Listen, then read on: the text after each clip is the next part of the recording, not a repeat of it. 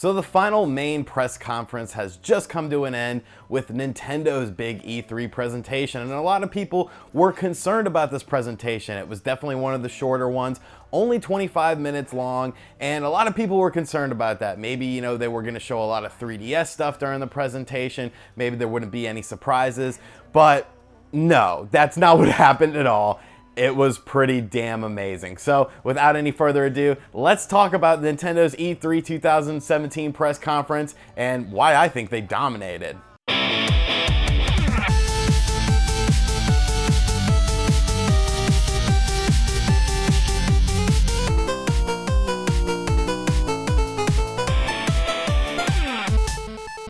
So as with any press conferences, there was highs, lows, and medium points. Definitely want to talk about the good stuff first. Some of the good stuff includes Xenoblade Chronicles 2, which looks absolutely amazing. They did a really good job showcasing that game. I was really impressed with the way that game is really shaping up to be. And most importantly, a holiday 2017 release was once again reaffirmed. So if that game comes out in 2017, that is huge. Like, that is super amazing. Obviously, speaking of Super Mario Odyssey coming out in October, I believe it was October 27th.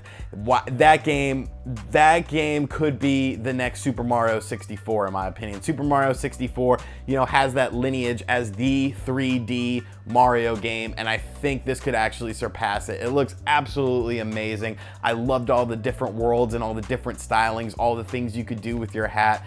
Definitely a game that is super on my radar. Definitely an awesome looking game. You also got a surprise announcement of Rocket League. Now, I'm not a huge Rocket League fan, but I have had fun playing the game somewhat, and it was very cool to see this on the Nintendo Switch because obviously it's going to be a portable version of the game. It's going to have exclusive in-game content. It'll have cross-network play with Xbox and PC, so that's pretty impressive. You know, I like Nintendo doing this cross-platform play with Xbox and PC gamers. We've seen it with Minecraft, and now we're seeing it with Rocket League, so that's pretty progressive for them, honestly. Another highlight of the presentation obviously was the Metroid Prime 4 teaser. Metroid Prime 4 confirmed in development. We also had Pokemon, a mainline Pokemon RPG is also confirmed in development for the Nintendo Switch. Both of those look like 2018 releases, but that's okay. You know, at least they acknowledge that these games are in existence, so now gamers have that in their mind. So that was a very smart move in my opinion. Another smart move was not focusing on the 3DS. There was nothing 3DS related on this presentation. It was all focused on games releasing for the Nintendo Switch either in 2017 or early 2018, aside from the Pokemon game. Obviously that's going to take some time, probably Metroid too. But you got a new Yoshi announced, you got a new Kirby game announced that were both looking like early 2018 release titles. You got more content on Fire Emblem Warriors. Just absolutely amazing. It was 25 minutes of just, you were literally on the edge of your seat. There was no fluff, there was no filler. Pokken Tournament once again is getting more content. So top to bottom, the good was just phenomenal. As far as the sort of mediocre goes, I was a bit disappointed that there wasn't any, you know, third-party sizzle reel or an indie sizzle reel. Usually Nintendo does that with their press conferences. They showcase a lot of upcoming third-party and upcoming indie games for the system. You didn't see that time. Not really a cause for concern. Maybe you'll see stuff like that throughout the day with the Treehouse stuff, but I would have liked to see more, you know, third-party offerings and indie offerings because indie developers are huge on the Nintendo Switch. As far as the bad is concerned, I really don't have many complaints. Maybe the bad would be nothing Virtual Console was leaked or related. I'm not, you know, I obviously have a huge video game collection here, but I would like to see what they're doing with the Virtual Console, and I would like to see that more fleshed out. You know, maybe some announcements when you're going to start seeing games, what platforms are going to be available, and I guess with that 25 minutes, they just wanted to pack it in with games, so I do understand that. As far as a grade, obviously I've been giving every press conference a grade that we've been seeing so far.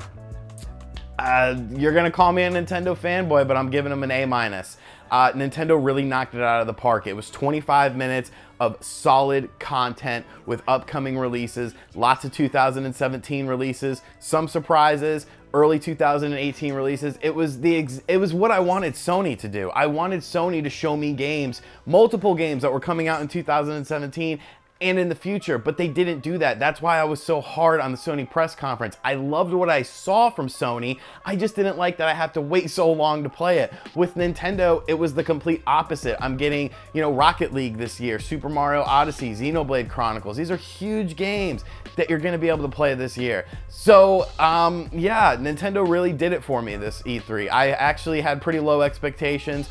I didn't know what they'd be able to fit into that 25 minutes, and, you know, I didn't know if there'd be the typical Nintendo humor and stuff, but from what I saw, I was definitely impressed, definitely blown away, and Nintendo's getting my highest grade of E3 with an A-. So let me know what you think about Nintendo's press conference in the comment section down below. There will be further stuff with the Treehouse today. Obviously, I work with Nintendo enthusiasts and PlayStation enthusiasts, so I'll be covering stuff on the websites all day. Maybe I'll try to pop in and make another video. Thank you for checking out this video. Thank you for watching all of my E3 coverage. It's gone really well. I've had a lot of fun doing it. I'll probably make another video or two on E3 stuff, you know, in the next day or two, so be on the lookout for that. Thank you for checking out the channel. Make sure you subscribe, and I'll check you guys next time. Later.